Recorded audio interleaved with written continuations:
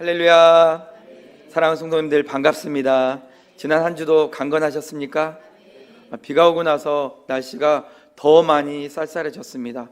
우리 성도님들 감기 걸리지 않게 옷도 따뜻하게 입고 다니시고요, 또 하나님이 주시는 그 영육간의 강건함을 누리시기를 주님의 이름으로 간절히 축복합니다. 우리 옆 사람과 인사 나눌까요? 더 강건하십시오. 네.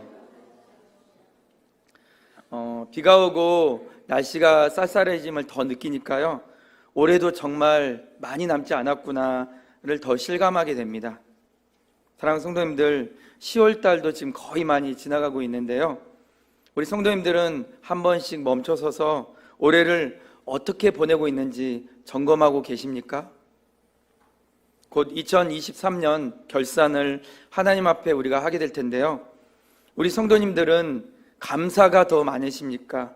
아니면 불평과 걱정이 더 많으십니까? 남은 또 10월과 또 11월, 12월을 더 잘 준비하셔서 올해의 마지막 날 되는 그날에 하나님께 더 많은 감사와 기쁨을 올려드리는 우리 성도님들 되시기를 주님의 이름으로 간절히 축복합니다. 오늘 우리가 읽은 이 에스겔 36장의 이야기는 이스라엘의 회복이 주제입니다. 포로로 잡혀갔던 이스라엘이 다시 고국으로 돌아와서 도시를 건설하고 사람이 없던 그곳에 사람들이 거주하게 되고 황폐해졌던 그 땅이 회복되고 번영을 누리게 될 것이라는 회복을 이야기합니다.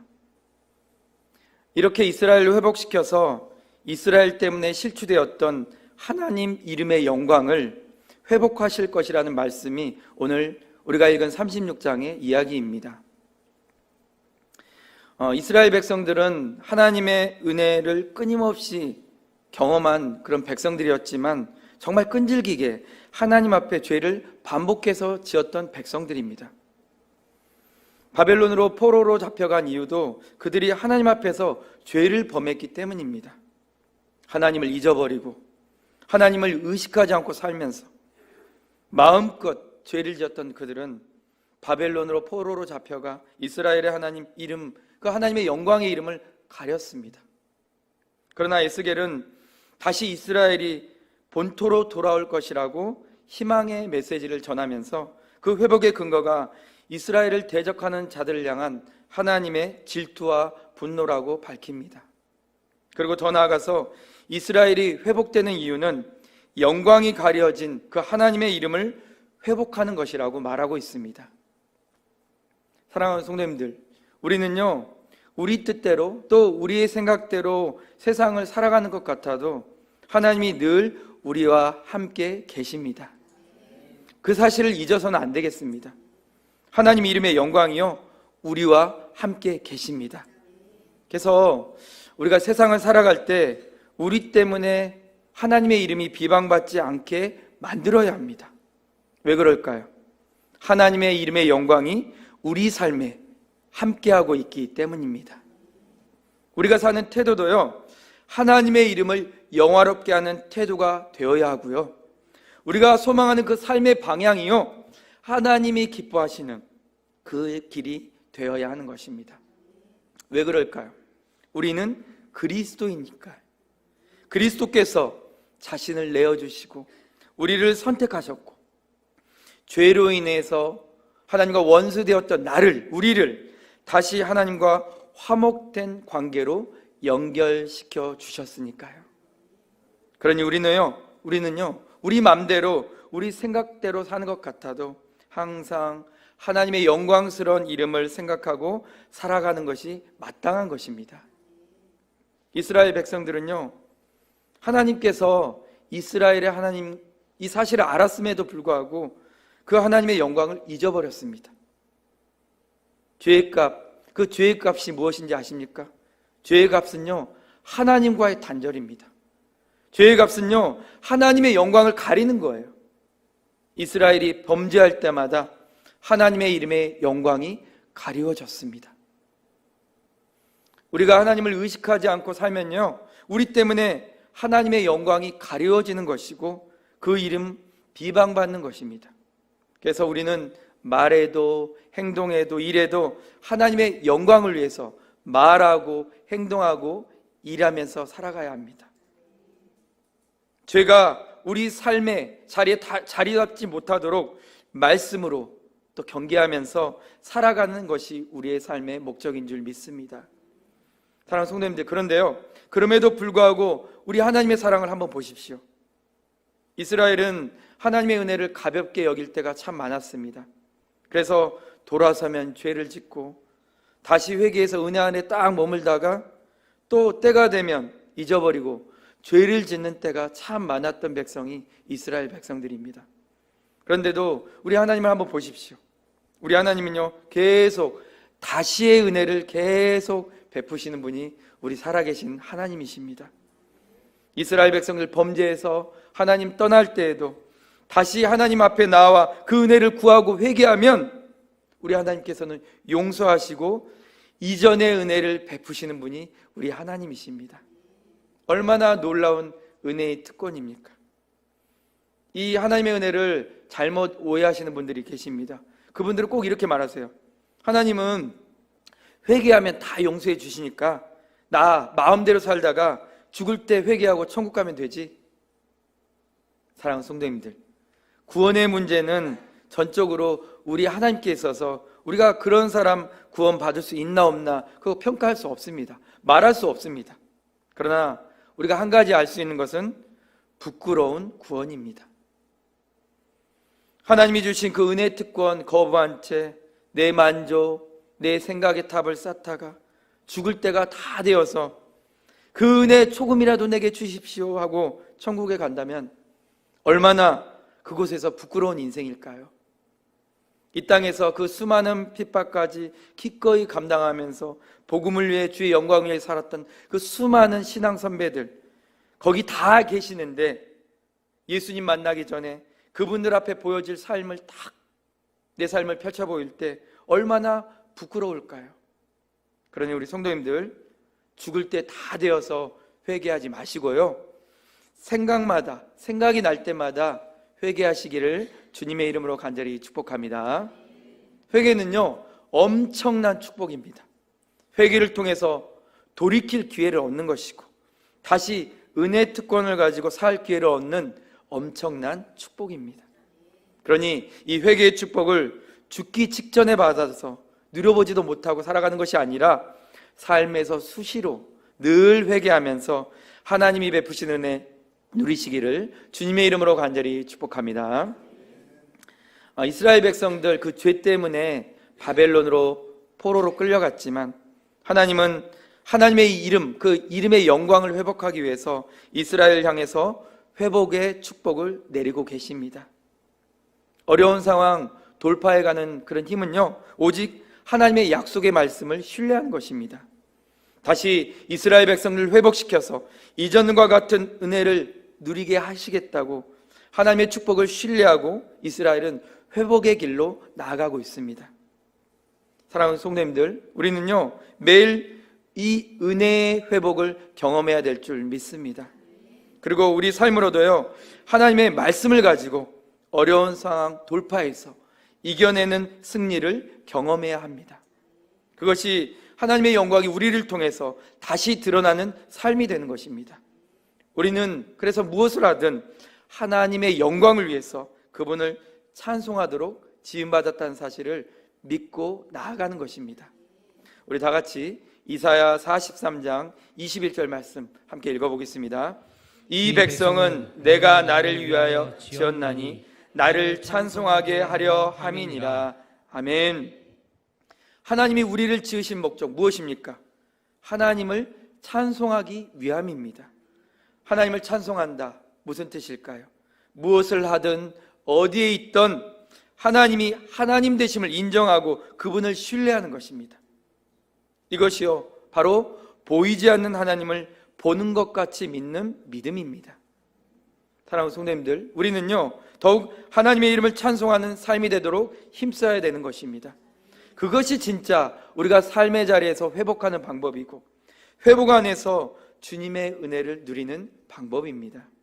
저는 오늘 우리 성도님들이 이 말씀 잘 들으시고 더욱 삶을 믿음으로 회복하시길 소망합니다. 그리고 하나님이 허락해 주시는 놀라운 은혜들을 꼭 반드시 경험하면서 살아내시는 하늘의 복이 충만한 인생들이 되시기를 주님의 이름으로 간절히 축복합니다. 그렇다면 사랑하는 성도님들, 우리가요 어떻게 살아가야 우리의 삶을 믿음으로 회복하고 하늘의 복을 누리는 삶이 될까요? 첫 번째로, 우리는 항상 주님보다 앞서지 않아야 합니다. 우리 다 같이 시편 16편 8절 말씀 같이 읽어보겠습니다. 내가 여호와를 항상 내 앞에 모심이여 그가 나의 오른쪽에 계심으로 내가 흔들리지 아니하리로다. 아멘. 사랑하는 성도님들, 우리 주님은 언제나 우리와 함께 하시는 분이심을 신뢰하시길 소망합니다. 그분을 항상 우리 앞에 모시고 살아간다. 이거 무슨 뜻일까요? 우리의 생각을 앞세우고 살아가는 것이 아니라요, 하나님 말씀을 앞세우고 살아간다는 것을 말합니다. 사랑하는 성도님들, 우리가 하나님을 믿는다 하면서도 한 번도 성경을 펴보지 않고 살아간다면 그거 하나님 믿는 거 아닙니다. 가장 사랑하는 사람에게 손편지를 받았는데 30년이 넘도록 한 번도 그 손편지를 열어보지 않는 것 같은 행동인 것입니다. 아니, 심장이 막 떨리도록 사랑하는 사람 편지가 왔는데 그 편지를 30년이 넘도록 한 번도 열어보지 않을 수 있을까요? 편지를 받는 딱 순간, 그 순간 열어보고 싶지 않겠습니까? 우리가 성경을 대할 때 마음이 그래야 할 줄 믿습니다. 왜 그럴까요? 성경이 바로 우리를 향한 하나님의 러브레터입니다. 우리를 향한 사랑의 메시지입니다. 그러니 사랑하는 성도님들, 이 성경을 그저 딱딱한 책이라고 생각하지 마십시오. 이 책은, 이 말씀, 이 성경은 살아계신 하나님의 말씀입니다. 우리 성도님들의 상황, 환경, 형편에 맞춰서 성령님이 깨닫게 하신 책이고, 성령님이 우리 속에서 말씀의 교훈을 알게 하시는 책입니다. 그러니 우리 성도님들, 어려운 책, 무슨 말인지 모르는 책으로 단정 짓지 마시고 하나님의 편지, 하나님의 사랑의 메시지라고 여기시기를 축복합니다. 우리를 너무너무 사랑하신 그 하나님의 편지가 내 손에 도착했다, 내 마음에 도착했다, 이렇게 꼭 믿으시고 성경을 대하시는 그 마음 달라지시기를 간절히 소망합니다. 미국 16대 대통령인 아브라함 링컨은요 이렇게 말하고 있습니다. 이 책이 없었으면 우리는 옳고 그름을 분별할 수 없었을 것이다. 내가 믿기로는 성경은 하나님께서 인간에게 주신 최대의 선물이다. 아브라함 링컨 어떤 대통령이었습니까? 항상 하나님 말씀을 읽고 그 말씀 안에서 기도하던 대통령이었습니다. 항상 자신의 집무실에 무릎을 꿇고 기도하던 대통령이 바로 아브라함 링컨 대통령 아니겠습니까? 그가 미국의 대통령이었음에도 불구하고 하나님 앞에 무릎을 꿇었던 이유가 무엇일까요? 성경을 통해서 자신을 향하신, 그리고 미국을 향하신 하나님의 사랑을 발견했기 때문입니다. 그 사랑이 너무나 고귀하고 너무나 높고 귀한 선물인 것을 링컨은 알았기 때문에 그는 하나님을 항상 자신 앞에 모시고 살아갔습니다. 사랑하는 성도님들, 하나님보다 앞서지 않는 삶이 되는 것은요, 하나님 말씀을 늘 우리 앞에 두고 살아가는 것입니다. 제가 신방을 하다 보니까요, 매일 우리 구역장님을 통해서 전달받은 그 말씀 한 구절을 회사 출근해서 꼭 읽는다는 우리 성도님이 계셨습니다. 하루 바쁜 일정 속에서도 그 말씀을 읽고 다시 하나님의 은혜를 붙잡으시는 그 마음이 느껴져서 말씀이 정말 귀하다, 이런 생각을 했습니다. 그리고 또 어떤 한 성도님은요, 몸이 좋지 않아요. 그래서 몇 달 동안 병원에 입원해서 치료받고 검사하고 치료받고 검사하고, 그런데 그 성도님 한 분도 구역장님 통해서 전달받은 그 말씀, 하루의 그 말씀을, 비록 육신은 너무 힘들지만 그 말씀에 하나님의 크신 위로를 받고 다시 힘을 낸다고 말씀하십니다. 사랑하는 성도님들, 하나님과 회복된 관계, 화목된 관계를 누리고 사는 방법, 그분의 영광을 찬송하는 삶은요, 하나님을 날마다 우리 앞에 모시고 살아가는 것이라는 사실을 꼭 잊지 마시기를 간절히 소망합니다. 내 뜻이 아닌 주님의 뜻을 먼저 생각하고 내 계획이 아닌 하나님의 방법을 더 따르는 것이 하나님을 우리 앞에 모시고 사는 것이라는 사실, 그분의 말씀을 경외한다는 사실을 꼭 믿으시기를 주님의 이름으로 간절히 축복합니다. 저는요, 우리 성도님들 모두가 더욱 하나님 말씀을 매일매일 한 구절씩 깊이 묵상하고 또 암송하면서요, 하나님을 인생 앞에 모시고 살아가시기를, 그런 귀한 존귀한 인생 되시기를 주님의 이름으로 간절히 축복합니다. 두 번째로 우리의 삶 믿음을 회복하고 하늘의 복을 누리는 방법, 두 번째는요, 우리의 모든 일을 주님 뜻대로 되기를 성실하게 기도해야 합니다. 토조 목사님은요, 이런 말씀 하셨습니다. 기도하는 삶이 바로 영적인 성숙과 영적인 성공의 방법이라고 말씀하셨습니다. 기도는 정말 놀라운 현장과 같습니다. 기도를 통해서 수많은 사람들이 하나님의 계획을 발견하고 또 하나님의 은혜를 경험하는 것을 보면요, 기도는 정말 우리가 그토록 쉽게 말하는 우리의 영적 호흡 현장이 정말 맞는 것 같습니다. 심장이 뛰지 않으면 죽은 것과 같이요, 우리의 영적 심장이 계속 뛰어서 하나님 앞에 살아있는 사람으로 산다는 것이 바로 기도입니다. 사랑하는 성도님들, 우리 성도님들은 기도의 자리를 정말 사랑하십니까?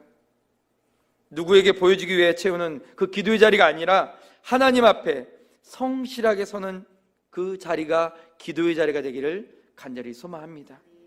기도는요, 말씀 앞에서 우리의 뜻, 나의 생각을 포기하는 자리가 기도의 자리입니다.